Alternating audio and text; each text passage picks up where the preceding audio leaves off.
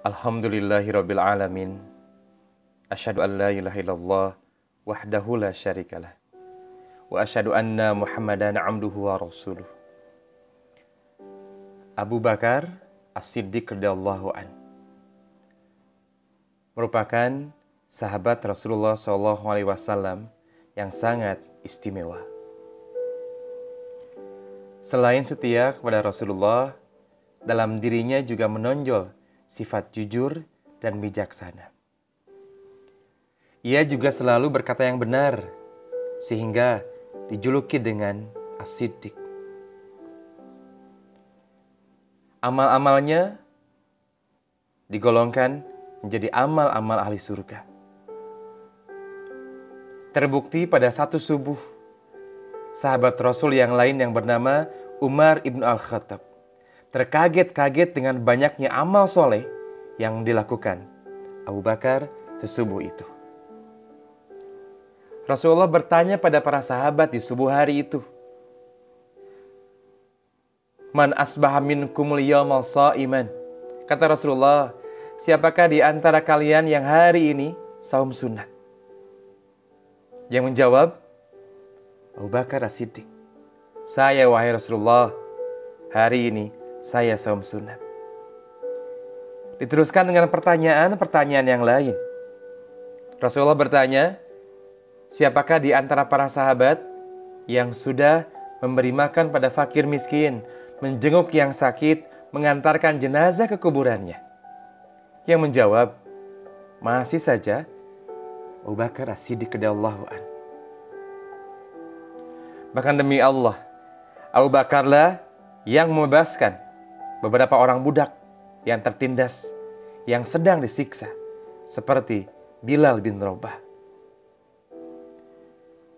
Allah Subhanahu wa Ta'ala menjadikan Abu Bakar manusia yang mulia di sisi Allah dan Rasul-Nya. Dialah yang mendampingi Rasulullah di dalam gua selama perjalanan hijrah. Dia adalah rekan Nabi satu-satunya yang mendampingi ketika hijrah. Bahkan ketika Rasulullah sakit, Abu Bakarlah yang diminta oleh Rasulullah untuk menjadi imam sholat bagi para sahabat. Sebuah pertanyaan yang harus muncul di jiwa kita. Seberapa hebat keinginan kita bertemu, bersua, melihat, dan berjumpa dengan manusia pilihan Allah dan Rasul-Nya seperti Abu Bakar As-Siddiq. Meskipun banyak amal soleh yang dia kerjakan, tetapi ketika saat beliau meminta pada Rasulullah SAW untuk mengajarkan satu doa kepadanya. "Ya Rasulullah, alimni du'aan ad'u bihi fi salati." Wahai Rasulullah, ajarkan kepada saya satu doa saja, dan saya akan mengamalkannya ketika sholat. Dan Rasulullah mengajarkan sebuah doa. "Allahumma inni zalamtu nafsi zulman katsira wa la yaghfiru dzunuba illa anta faghfirli maghfiratan min indika warhamni innaka antal ghafurur rahim." Ya Allah, sesungguhnya aku telah menganiaya diriku sendiri dengan kezaliman yang banyak. Sebab itu, ampunilah aku dengan maghfirah darimu, dan kasihanilah aku, sesungguhnya Engkaulah yang maha pengampun lagi maha penyayang. Kalau doa itu terdengar keluar dari lisan Abu Bakar As-Siddiq radhiyallahu an, dan kita ada di samping beliau, maka pastinya akan muncul sebuah pertanyaan. Kezaliman apa, kesalahan apa yang dikerjakan oleh Abu Bakar As-Siddiq radhiyallahu an? Sampai-sampai dia berdoa pada Allah Subhanahu wa taala agar Allah mengampuni semua kezaliman-kezalimannya. Bukankah surga telah dijaminkan oleh Rasul kepadanya? Bukankah dia yang akan berdampingan dengan Rasul di surga Allah Subhanahu wa taala?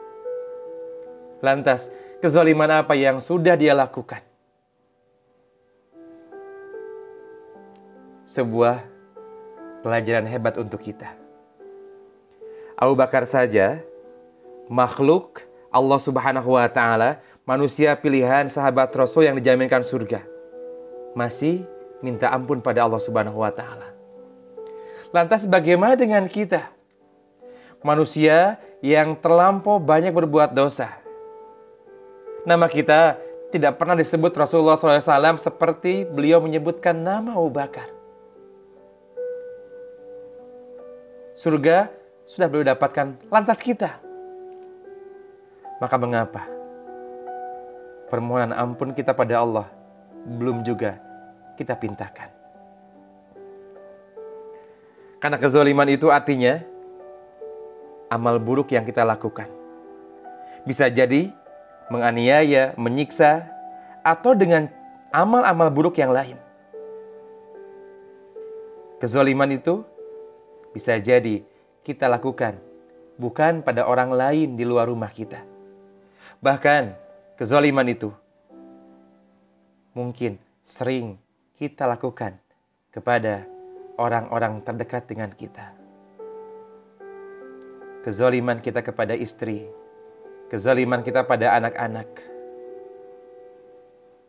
Astagfirullahaladzim. Maka Rasulullah mengajarkan doa ini kepada kita. Di samping permohonan magfirah kepada Allah Subhanahu wa taala, kita juga dianjurkan untuk meminta rahmat-Nya. Karena kesempurnaan nikmat itu adalah terlepas dari siksa neraka dan masuk ke surga Allah Subhanahu wa taala. Rasulullah mengajarkan kepada kita agar sadar diri dan mengetahui sifat-sifat Allah Subhanahu wa taala. Sesuaikan ketika memanggil namanya dengan kebutuhan kita. Baginya ada nama-nama yang baik sehingga dengan demikian lebih memungkinkan untuk dikabulkan doa-doa kita. Abu Bakar, sahabat Rasul yang dijaminkan mendapatkan surga. Maka munculkan sebuah pertanyaan. Pantaskah diri ini bertemu, berdampingan dengan Abu Bakar As-Siddiq radhiyallahu an? Dan tentu saja berdampingan dengan Rasul di surga. Maka dawamkanlah doa ini kepada Allah Subhanahu wa taala. Allahumma inni dhalamtu nafsi dzulman katsira wa la yaghfiru dzunuba illa anta faghfirli maghfiratan min indika warhamni innaka antal ghafurur rahim. Wassalamualaikum warahmatullahi wabarakatuh.